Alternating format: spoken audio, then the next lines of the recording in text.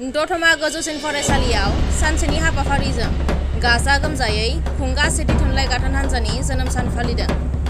क'क्राझार जिल्लानि दतमा ओनसोलाव थानाय दतमा गोजौसिन फरायसालियाव सानसेनि मेहेरगोनां हाबाफारिजों गाजा गोमजायै थुनलाइ गाथोन हान्जानि दैदेनगिरि बिथांमोनहा खुंगा सेथि थुनलाइ गाथोन हान्जानि जोनोम सान फालिदों।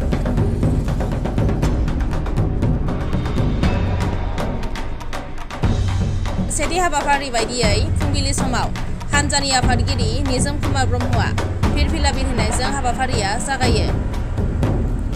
नैथि हाबाफारि बायदियै 8 नं दतमा बियाबनि MCLA प्रकाश बसुमतारिया आलारि बाथि सावो। बेबादिनो फारियै गावनो सुजुनाय खन्थाइ आवरायनाय बादायलायनाय आरो गेवलां खन्थाइ आवरायनाय आरो थुनलाइ गाथोन खन्थाइ बिजाब बेखेवनाय हाबाफारिफोरा गाहामै गाहाम जानानै सानसेनि हाबाफारिया मेहेरगोनाङै जोबनानै थाङो। हाबाफारियाव आलासि महरै बाहागो लाफैदोंमोन फारियै साहित्य एकाडेमि बान्था मोनगिरि बिनय कुमार ब्रह्म, MCLA प्रकाश बसुमतारि आरो बड'फा UN ब्रह्म फरायसालिमानि गोरायुं सिलाराय मोसाहारि बिथांमोनजों लोगोसे गोबां दैदेनगिरि आरो फोरोंगिरि बिथांमोनहा दिनैनि बे मेहेरगोनां हाबाफारिजों लोब्बा लाखिनानै खौरांगिरिफोरनि सिगाङाव थुनलाइ गाथोन हान्जानि आफादगिरि निजोम कुमार ब्रह्मआ मा बुंदों फै बे समाव मिथिना लानि। दिनैहाय थुनलाइ गाथोन हान्जानि दतमा आन्सलिकनि बेंखनाव जोनोम मोननाय थुनलाइ गाथोन हान्जानि जोनोम सान। बे जोनोमा जादोंमोन दिनैनि बे थारिखआवनो 24 जुलाइ 2024 इं मायथाइयाव। थामहिनबा दिनैनि बे सानावनो बोसोरसे आबुं जाबाय। दा नैथि बोसोरनि थाखाय दिनैनिफ्राय आगान होजेनबाय। दा बे जोनोम सानाव जोङो जोंनि दतमा हालामाव थुनलाइ गाथोना मा थांखि लानानै जोनोम जादों आरो बेहा मा मावनो थाखाय थुनलाइ गाथोना जोनोम जादों बेखौ फोसावनो थाखाय आरो बयनोबो मिथिहोनो थाखाय जोङो बे हाबाफारिखौ लानाय जादों।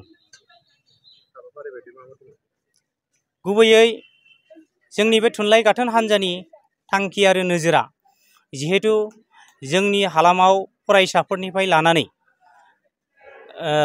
बयजेष्ठ लिरगिरि बैसोगोरा लिरगिरिफोराबो जिहेतु खन्थाइ, रायथाइ, सुंद' सल' गासै आयदाखौ सरजाबनानै लिरनानै फोसावनो हायो। मोनसे प्लेटफर्माव थानानै जे थुनलाइ गाथोन हान्जायाव थानानै गाव गावनि साननाय हनायखौ लिरनानै बेखौ फोसावनो हायो, बे असिलाखौ जोङो नोजोर लानाय जादों। दा बेनि गेजेराव जोङो बांसिनै खामानि मावनो सानदों जे फरायसाफोरनिफ्रायनो बेखौ जुरियोब्ला जोंहा जे लिरगिरिनि आंखाल जों बेखौ सुफुंनो हागोन, बे नोजोरखौ जोङो बोदों।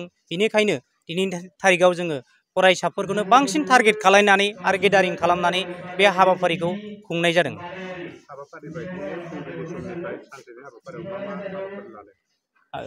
फुंबिलिनिफ्राय जोङो जोंनि गोथार हाबाफारिखौ बिरहोखांनायनि उनाव जोङो थुनलाइ गाथोन हान्जानि जे जोनोम सान बेखौ जोङो आलारि बाथि सावनानै बिनि गोथारथिखौ जोङो बोर लादों आरो जों हाबाफारि बायदियै गाव सुजुनाय फरायसाफोरनि जे खन्थाइ आवरायनाय बेखौ जों गिबिथारै लादों। बेवहाय फरायसाफोरा गाव गावनि जे स्किल डेभेलपमेन्ट बेसेबां खन्थाइ आयदायाव जौगानो हाखो बेनि गेजेरजों जों मोन्दांथिगोन आरो बिथांमोननो जों बान्था होनाय जागोन। आरो बिनि उनावनो जोङो गेवलाङै मोनसे खन्थाइ आवरायनाय, जिहेतु खन्थाइ आवरायगिरिफोरानो बा खन्थाइ लिरगिरि सल' लिरगिरिफोरा आबुं जानानै दं बा बेहाय गेदारिं जादों, बिनि थाखायनो बिथांमोननि थाखायबो जोङो मोनसे हाबाफारि गेवलाङैनो खन्थाइ आवरायनाय लादों। आरो लोगोसे जिहेतु बे खन्थाइ हान्जा एबा थुनलाइ गाथोन हान्जाया जोबोरै गोदानथार, बिनिखायनो जोंनि गारजेन बिथांमोन बा जोंनि समाजनि दैदेनगिरि बिथांमोन, राजखान्थिगिरि बिथांमोनखौबो जों सरजाबनानै हाबाफारियाव लानाय जादों। मानो होनोबा जोंनि समाजखौ दिथा होनोब्ला जौगाहोनोब्ला बिथांमोननिबो जोंनो हेफाजाब नांगौ। दा जोंनि साननाय हनाया मा आरो मा नोजोरै जोङो थुनलाइ गाथोन हान्जाखौ जोनोम होदों बेखौ मिथिहोनो बिथांमोननो जोङो जोंनि साननाय हनायखौ फोरमायनो जों जिहेतु हायो, दा बे असिलायै जों बिथांमोनखौ हांख्रायदों। बिथांमोना गोसो गुदुङै फुंनि हाबाफारियाव जेरै जोंनि बियाबनि मानगोनां प्रकाश बसुमतारि बिथाङा फुंनि गावनि हाबाफारिखौ मावनानै थांबाय आरो उननि समनि गेवलाङै खन्थाइ आवरायनाय आरो बान्था राननायबो दं। बे हाबाफारियाव जोङो गाहाय आलासि हिसाबै जोंनिनो क'क्राझार जिल्लानि DPO मुस्रि जसमानिक ब्रह्म बिथांखौबो हांख्रायदों। जों खौरां मोन्दों बिथाङा जोंनि थि समाव सौफैगोन आरो लोगोसेनो जोंहा मोनसे हाबाफारि लानाय जादों जे जोंनि थुनलाइ गाथोन हान्जाया गोबाव समनिफ्राय सोरजिबोनाय खन्थाइ बा बायदि लिरथाय बेफोरखौ जों बिजाब महरै सुजुनानै लानो हादों। दा बे बिजाबखौबो बेखेवनानै होनो थाखाय जोंनि सासे समाज सिबियारि मुस्रि बिरखां बर' बिथांखौबो हांख्रायदों। बिथाङाबो जोंनि हाबाफारियाव थि समाव नुजाफैगोन होननानै जों खौरां मोनदों।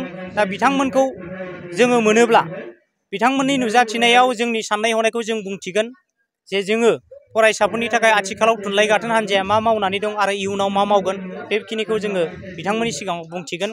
आरो नोंथांमोननि मददैबो जाहाथे थुनलाइ गाथोन हान्जानि नैबे दतमा हालामाव मा मावगासिनो दं आरो इयुनाव मा मावगोन बेखौबो जाहाथे जों फोसावनो हायो, बिनि थाखाय जोङो नैबे जोनोम सानखौ दिनै खुंनाय जादों।